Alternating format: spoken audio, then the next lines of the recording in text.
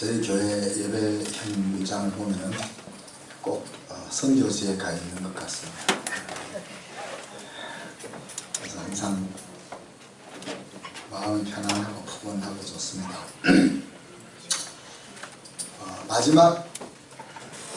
마지막이 있다면은 마지막을 준비하는 것이 지혜겠죠.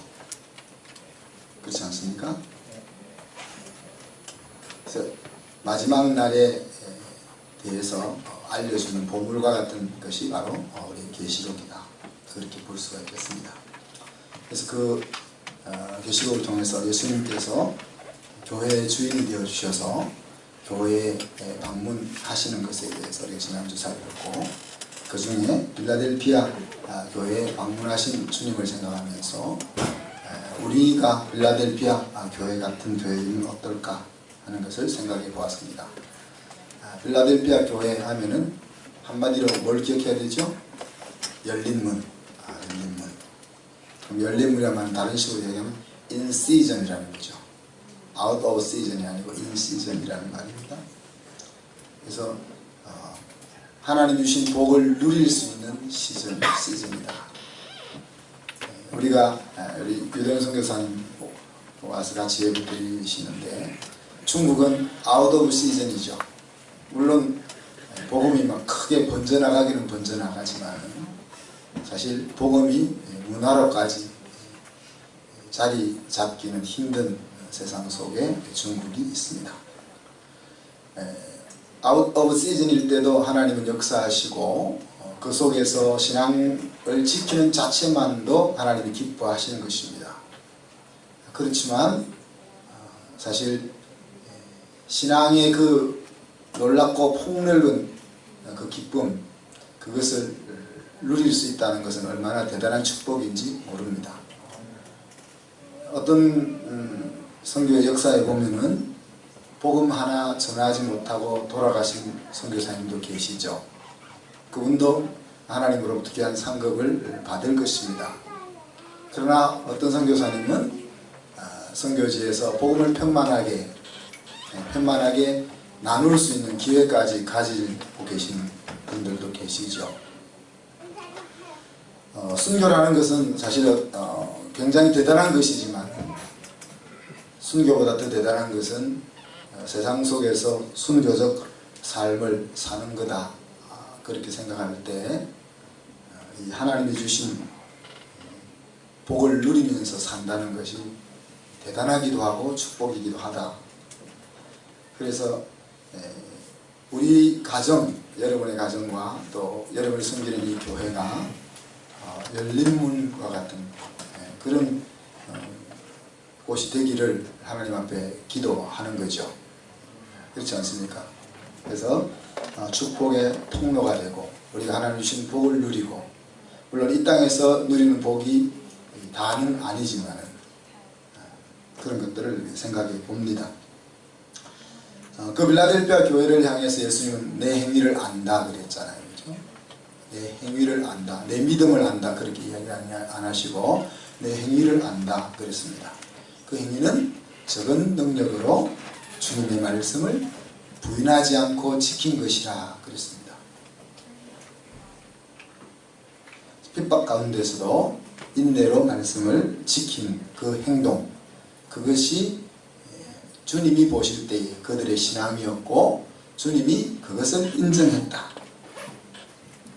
그래서 귀 있는 자들은 성령이 교회들에게 하시는 말씀을 들으라 하시면서 오고 가는 수천 년 세월 동안에 이 말씀이 계속 선포될 때에 말씀이 그냥 한쪽 귀로 들어와서 한쪽 귀로 흘러가는 말씀이 아니라 양쪽 귀로 들어와서 마음속에 새겨지는 말씀이 될 수 있기를 바라는 것입니다.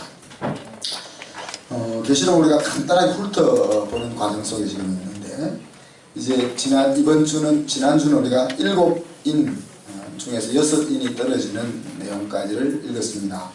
그래서 계시록의 그 하나님의 심판의 삼중적인 심판이 7죄인이 떨어질 때 7나팔이 시작되고, 일곱 나팔이 불려질 때 일곱 대적 재앙이 시작된다 그랬습니다.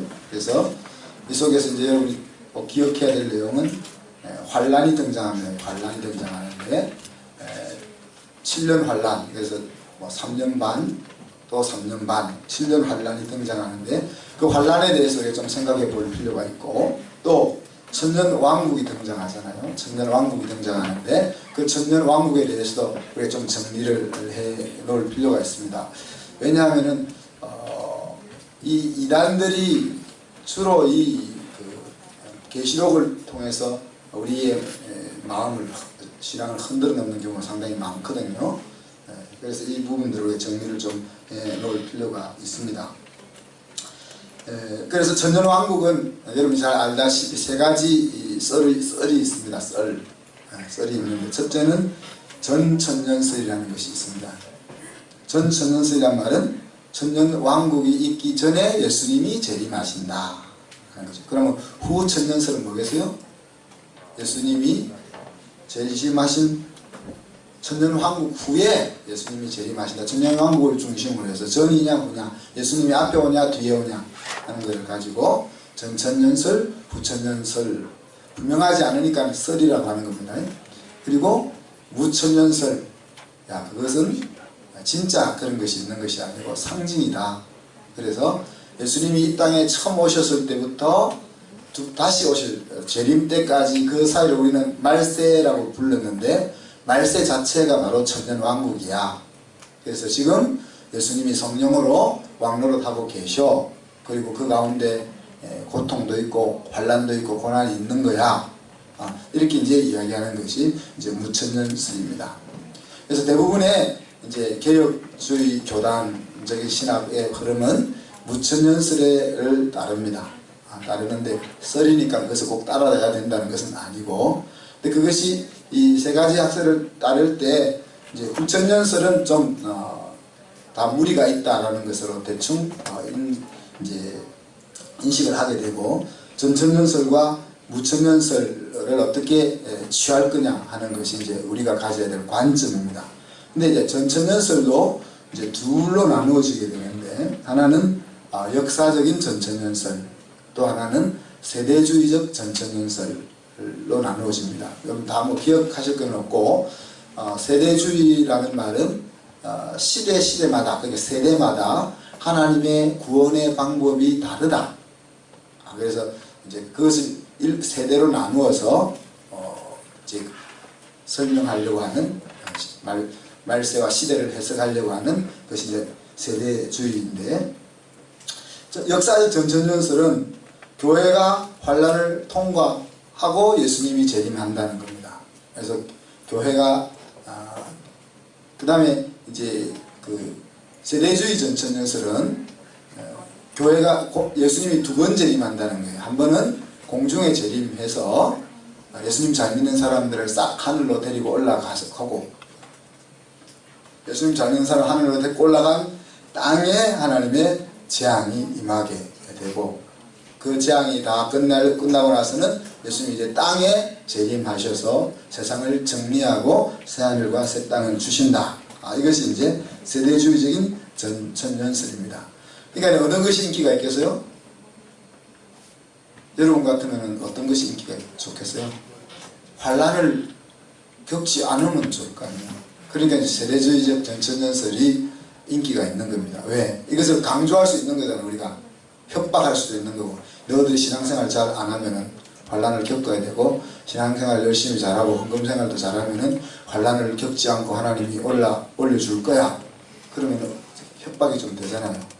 그래서 이제 많은 이단들이 이 세대주의적인 전천년설을 가지고 성도들을 혹세 무민해 오는 겁니다. 후천년설은 앞에서도 얘기했지만 복음이 전파되고 교회가 성장하고, 그러면 점점 더 기독교의 영향력이 커져서 하나님의 나라가 이 땅에 마치 유토피아처럼 임할 것이다 하는 생각입니다. 근데 사회를 보면, 우리를 보면 아닌 거 그냥 드러나잖아요. 마태복음 24장에 근거하면 무천년설이 맞는 것 같아요. 마태복음 24장에는 이제 이 마지막 재난의 시기, 마지막 때에 대해서 이렇게 함축적이고 대략적으로 설명을 했습니다. 그래서 대략적인 설명으로 볼 때는 이 무천년설이 일리가 있는 것 같아요. 그러나 이제 우리가 읽고 있는 이 요한계시록을 위시한 이스라엘 백성들이 다루고 있는 묵시문화, 그러니까 이제 예언서를 바탕으로 쭉 살펴보면은 역사적 전천년설이 더 가깝지 않겠나 그렇게 생각할 수가 있습니다. 그리고 이제 천년왕국을 생각하고 나면 그 다음에 우리가 또 한 번 더 생각해야 될 것이 새하늘과 새 땅. 그러니까 여러분이 이제 계시록을 마무리하면서 그래도 자기 나름대로 할 말이 있어야 되면 환란에 대한 이야기, 환란이 어떤 것이죠. 그 다음에 천년 왕국에 대한 거죠. 천년 왕국에 대한 거. 또 그 다음에는 새하늘과 새 땅에 대한 거. 요거는 이야기할 수 있어야 됩니다. 오늘 7장을 오버뷰를 좀 해보면은 1절에 보면 네 천사가 서 있는 장면이 오늘 읽지는 않았습니다만 네 천사가 땅에 네 귀퉁이를 잡고 서 있다 이렇게 이제 묘사하고 있습니다. 그래서 땅이 둥글지만은 이 둥근 것을 펼쳤다고 생각할 때 우리 이해를 돕기 위해서 펼쳤다고 생각할 때 이 땅을 이야기하면 사방으로 이야기하잖아요. 사방 귀퉁이에서 천사가 서서 뭘 막고 있는 거예요? 딱 뭘 붙잡고 있는 거예요. 뭘 붙잡고 있어요?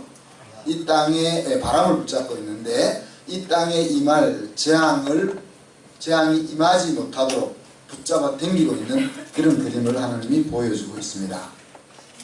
그러니까 여섯째 인까지는 우리가 땅 3분의 1과 물 3분의 1과 다 이렇게 피해를 입었거든요. 그러니까 아직 그 가운데서 또 지진도 있어 큰 지진과 난리와 전쟁과 기근과 죽음과 이런 것들이 있었지만은 이것은 직접적인 그 뭐랄까 사람을 향한 생물을 향한 하나님의 재앙의 시작은 아니었고 그 생명체가 살고 있는 삶의 터전에 대한 이제 공격들이 재앙들이 시작되었다는 겁니다.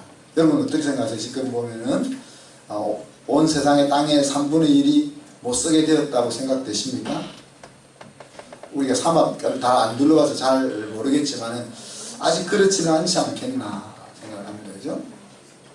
그래서 이제 그렇게 하나님이 우리를 위해서 주셨던 땅이 이제 재앙 속으로 들어가고 있는데 하나님이 네 천사를 그렇게 계속해서 그 재앙이 오지 못하도록 붙잡고 있는 장면들을 보여주는 거죠. 그리고 2절에 보면 또 다른 한 천사가 있습니다. 다른 한 천사가 동에서부터 와서 뭘 가지고 왔댔습니까? 살아계신 하나님의 인을 가지고 또 한 천사가 왔다 그랬습니다. 살아계신 하나님의 인을 가지고 있는 천사가 온 이유는 뭡니까? 3절에 보면 이렇게 이야기합니다. 우리가 우리 하나님의 종들의 이마에 인치기까지 땅이나 바다나 나무나 해하지 말라. 그러니까 우리가 계시록에 보면은 666이라고 해서 인 맞는 이야기가 나오잖아요. 두 가지 종류의 인이 등장하는 겁니다. 하나는 사단의 인을 맞는 것이고 지금 이야기하는 것은 하나님의 자녀의 인에 대한 이야기입니다. 그래서 그것을 하나님이 진짜 여기 도장을 찍으실 건지 아니면 마음속으로 성령으로 인칠 것인지에 대한 것은 분명하지 않지만 하여튼 하나님이 자기 자녀들을 인친다는 말은 표시하고 거두기까지라는 이야기죠. 그때까지는 이 네 천사가 더 이상 땅에 재앙이 오지 않도록 이전에 이미 이제 좀 있으면 나옵니다만은 순교자의 신원하는 소리가 있었다는 것은 이 일곱 나팔의 재앙이 시작되기 전에 이미 하나님을 믿는 자들이 많은 믿는 자들이 순교의 피를 흘렸다는 것을 우리가 알 수 있겠죠. 그죠? 그래서 이제 이 오버뷰를 통해서 우리는 하나님께서 자기 자녀들을 책임지고 보호하고 계신다는 것을 우리가 알 수 있겠죠. 그죠? 근데 이제 여기서 우리가 질문을 하나 던지고 싶은 것은 그런데 왜 환난을 당하도록 허락하실까? 분명히 지금 보시면은 땅에 재앙이 내려가지 않도록 내 천사를 보내어서 붙잡아 당기고 있는 그 모습도 보여주시고, 자기 자녀들 하나하나를 다 부를 때까지는 더 이상 재앙이 내려가지 않도록 조치를 취하시고 계신 하나님이 왜 재앙을 허락하실까? 이 말세적인 재앙이 아니더라도 왜 우리의 인생의 어려움과 아픔들과 불안함을 허락하실까 하는 것 생각을 정리를 좀 해봐야 되지 않겠습니까? 그래서 이제 여러분이 이 부분을 계속 고민을 좀 해보십시오. 고민을 해보시고, 제가 말한다고 해서 또 여러분 속에 들리는 거 아니기 때문에 고민을 해보시고, 한 가지만 제가 팁을 쭉 드리면, 욥기 22장 10절에 보면 뭐라고 했습니까? 나의 가는 길을 오직 그가 아시나니 그가 나를 연단하신 후에는 내가 정금같이 나오리라. 이 말은 다 너무 잘 아시죠?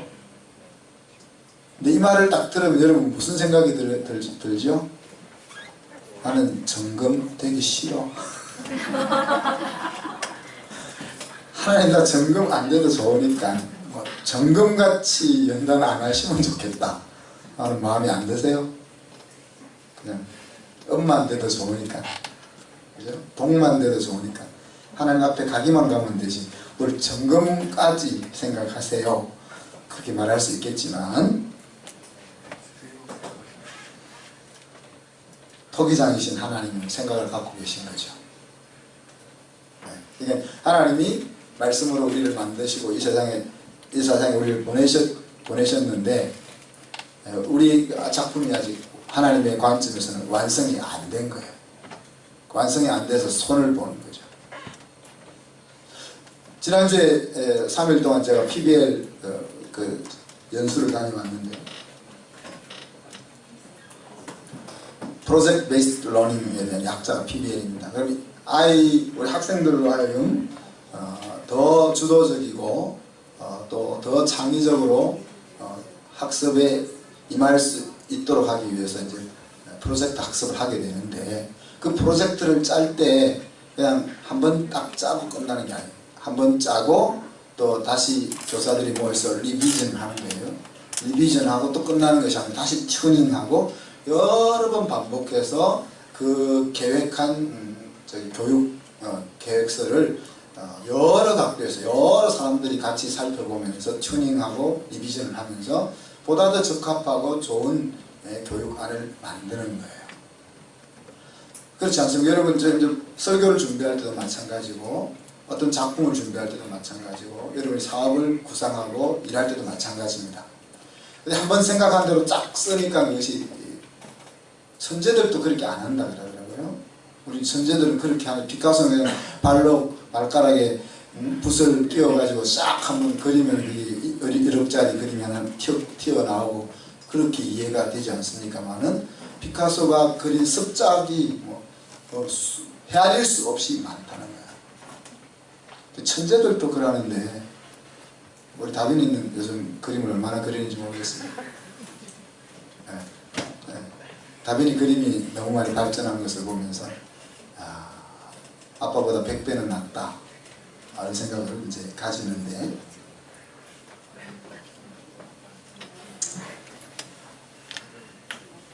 하나님의 우리를 향한 생각이 있다는 거예요.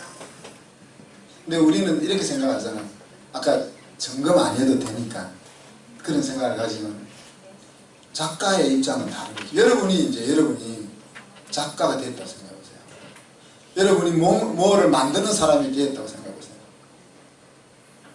대충 만들어서 팔고 말지, 그런 생각을 가지겠습니까? 그런 생각을 가진 사람은 진짜 사업을 해도 성공 못하고 장사를 해도 성공 못하고 아무것을 해도 성공 못하는 겁니다. 그죠?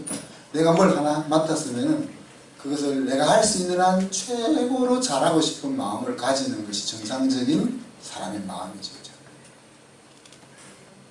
근데 이제 우리가 옆에서 볼 때는, 여러분 그림을 하나 이제 미술하는 사람한테 얻으려고 하면 우리는 그 정도면 됐다 하잖아요. 그죠?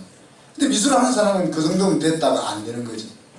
도자기를 굽는 사람에게 항아리를 하나 달라 그러는데, 자꾸 우리가 볼 때는 멋있는데 도자기를 망쳐 다 깨버리잖아요. 도공들이.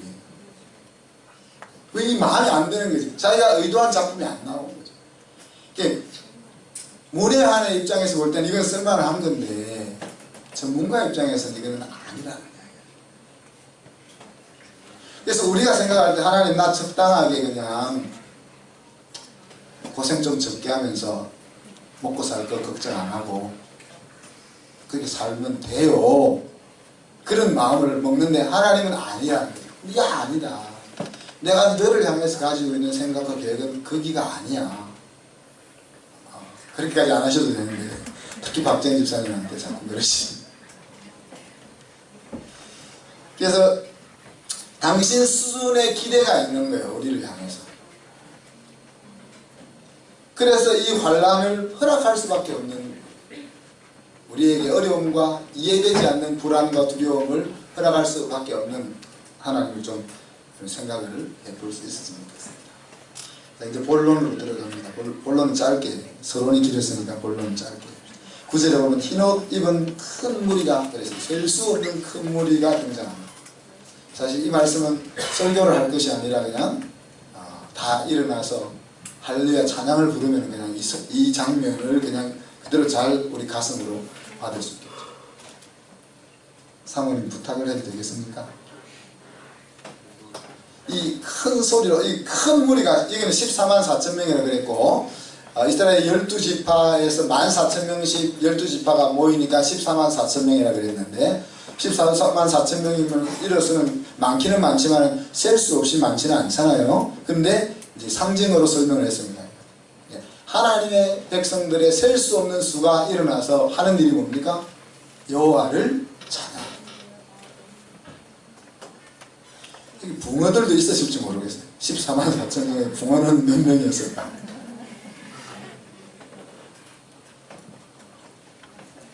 재민이 어머니, 우리 김정 집사님, 우리 안은영 집사님, 이런 분들은 참 매일매일 감사하면서 신랑한테 잘해줘야 돼요. 하나님이 이쁜 목소리를 축복으로 주셨잖아요. 저는 아무리 이쁜 목소리를 찬양하려도 잘 안 되는데, 그래서 이 말씀을 준비하면서 우리가 찬양을 좀 더 생활했으면 좋겠다. 근데 생활하려면 조금 할 줄 알아야 되잖아요. 이번에 필리핀 단기 선교를 가서 그 산지 마을에 갔는데, 산지 마을 두 곳을 방문했는데 이 사람들이 너무 우리를 환영해서 밤새 같이 놀자는 거죠. 밤새 우리는 같이 자고 싶은데 밤새 놀면서 할 일이 뭐 있어요? 주로 노래하는 거잖아요. 그럼 자기들 꽹가리 치고 징치면서 노래하고, 그럼 우리도 해야 되는데 우리 인간들이 이 제대로 앞에서부터 끝까지 잘 이거를 못 하더라고요. 여러분은 자, 그래서 이제 우리가 다음 우리 미션 트립 갈 때 학생들 모집할 때 이렇게 하기로 했어요. 가곡 하나 처음부터 끝까지 부를 수 있는 거. 네? 가곡 하나. 그 다음에 우리나라 노래 중에 하나 처음부터 끝까지 부를 수 있는 거. 그 다음에 복음송 중에 처음부터 끝까지 부를 수 있는 거. 그거 이제 심사에 오디션 해가지고 선교여행 데려가야 돼요. 제가 끝까지 불렀다는 거 아니겠어요?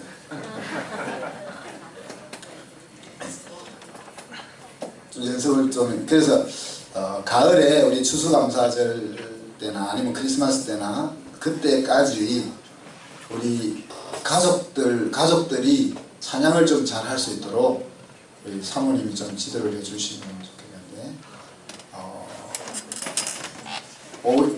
오후에 찬양팀 연습이 끝나고 나서도 좋고 그 전에도 좋고, 그래서 아니면은 한 달 정도 그냥 우리가 공개적으로 다 노래 부르는 발성을 좀 배우든지, 그래서 우리가 다 꾀꼬리 같은 소리는 안 들더라도 그래도 붕어는 안 할 수 있도록.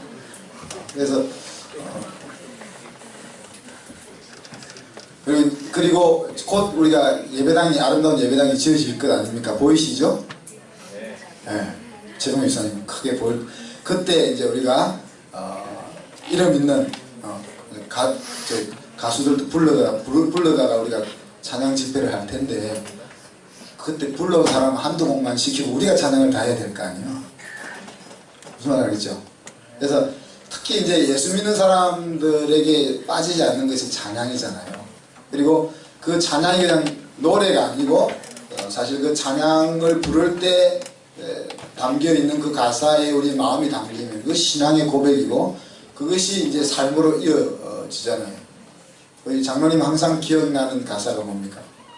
돌아온 길 하나하나 둘러보면 어느 것 하나 은혜 아닌 것이 없고, 우리 장로님이 그만큼 신앙은 아니지만은 근데 찬양 속에서 그거를 생각하면 그렇게 둘러 다 은혜라는 것이 느껴지는 것처럼, 그래서 가족들이 이게 노래를 같이 부를 수 있는,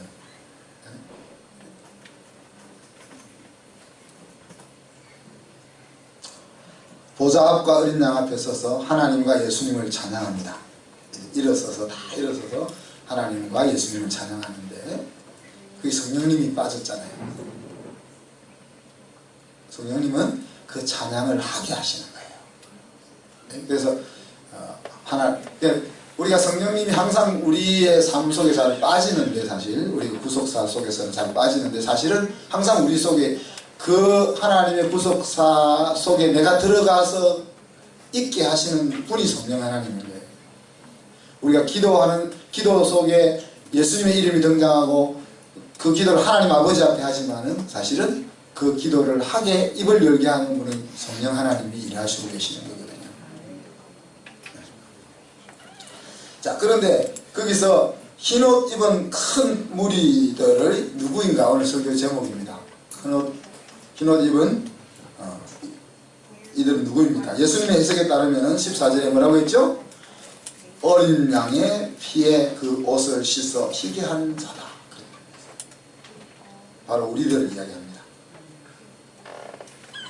그래서 의인할 때 의를 한자말로 보면은 나가 양을 뒤집어 쓰고 있는 모습이 의라는 글자잖아요. 그죠? 그러니까 우리가 예수님의 보혈로 덮여있는, 내가 예수님의 보혈로 덮여있는 모습이 하나님 앞에 설 수 있는 자들의 모습인 거죠. 그리고 그들은 환난을 통과해서 지금 이 자리에 있다는 거예요. 그러니까 이 말 속에는 우리가 세상에서 믿음으로 사는 것 자체가, 우리가 디모데후서를 우리가 다 공부했습니다만은 이 세상을 산다는 것 자체가 고난일 때가 많다는 거죠. 그래서 그곳을 지나면서 믿음을 잃지 않고 예수의 보혈을 의지해서 주님 앞에 선 자를 오늘 성경은 흰옷을 입은 큰 무리라 그렇게 부르고 있습니다.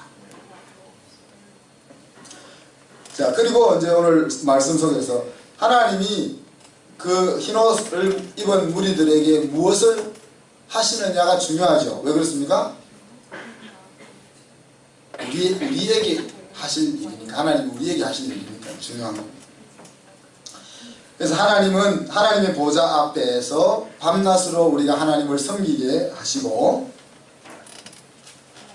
하나님을 섬기는 것이 뭔 좋을지 모르겠습니다만, 그 다음에 하나님은 그들을 위해서 장막을 펼쳐주셨다 그랬습니다. 하나님이 온전한 보호하심 속에 우리가 들어가게 되는 복을 받는 거죠. 그래서 그 결과 다시 줄이는 것이 없고 다시 목마르지 않고 해나 다른 뜨거운 기운에 의해서 상하지 않게 된다. 이 땅을 사는 동안은 우리가 여러가지 목마름이 있지 않습니까? 여러가지 배고픔이 있지 않습니까? 여러가지 상처를 받지 않습니까? 그런데 이제 하나님 앞에 갔을 때는 그런 것들로부터 하나님 우리를 온전히 보호하시고 우리를 최상의 자리에 있게 하시는 보상이 우리에게 주어진다. 자, 그 다음에 예수님이 또 하시는 일이 어떻게 소개됩니까? 예수님은 그들의 목자가 되어 주신다고 했어요. 그래서 목자가 되셔서 생명수 샘으로 이끌어 가신다, 우리를.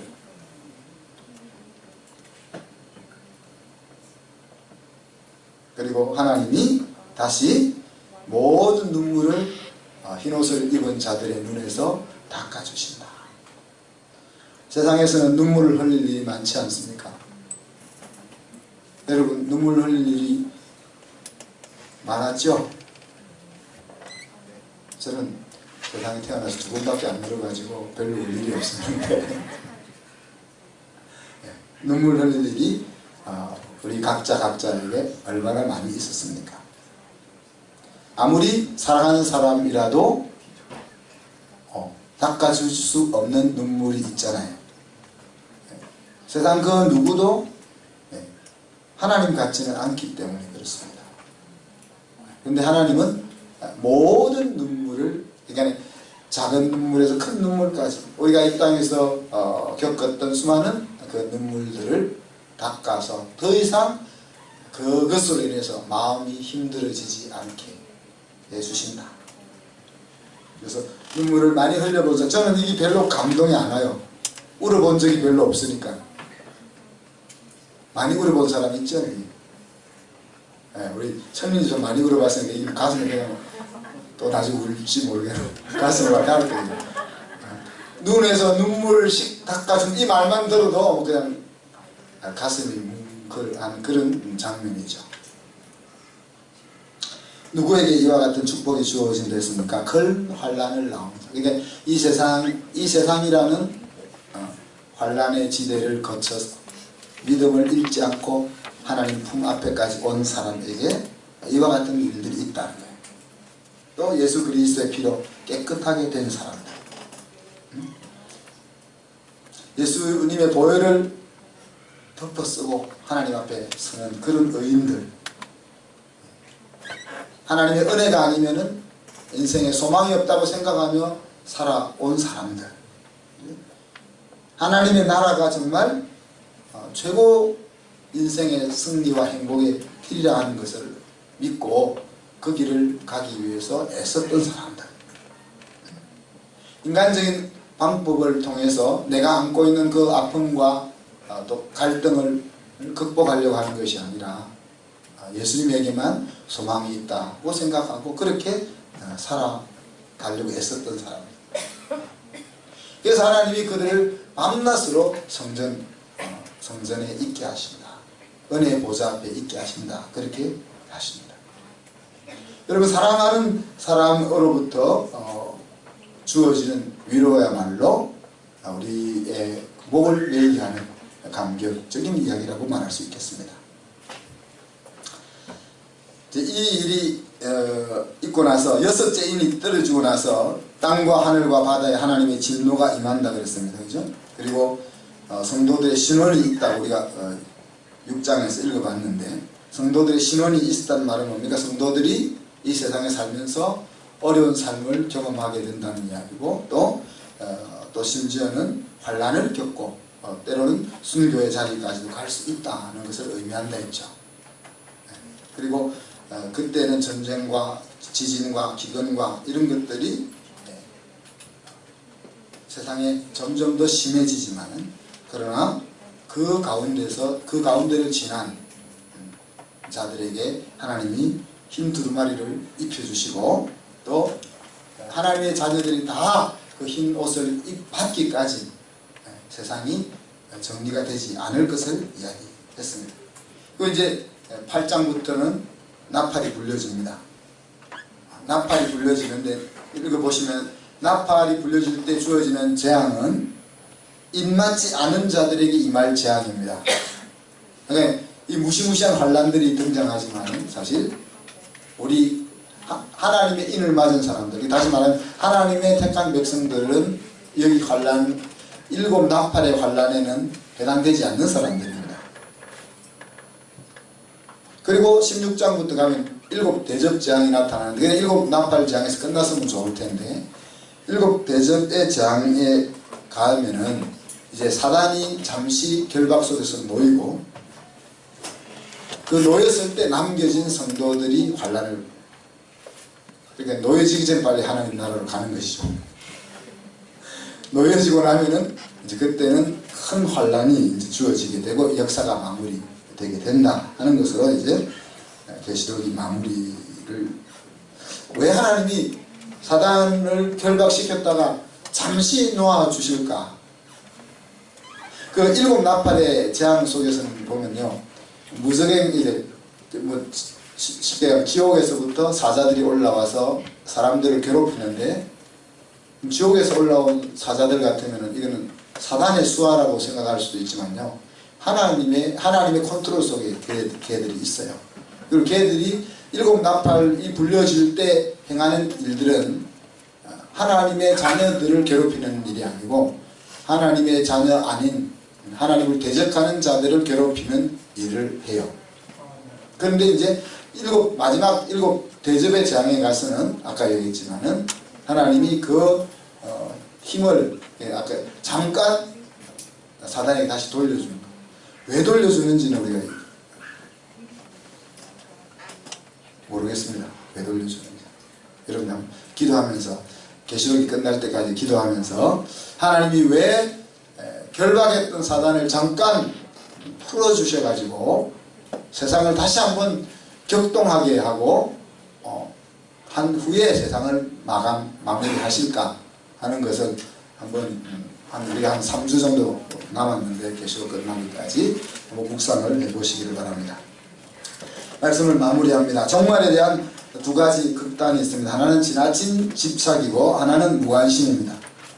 지나친 집착은 우리가 다미성교회 같은, 그래서 가정을 다 떨쳐버리고 산속으로 간다든지, 그래서 공포와 두려움으로 사람을 몰아가는, 주어진 세상에서의 역할을 생각지 못하고 그러므로 세상에서 난 영향력을 미치지 못할 뿐 아니라 심지어는 악한 영향을 미치기까지도 하는 거죠.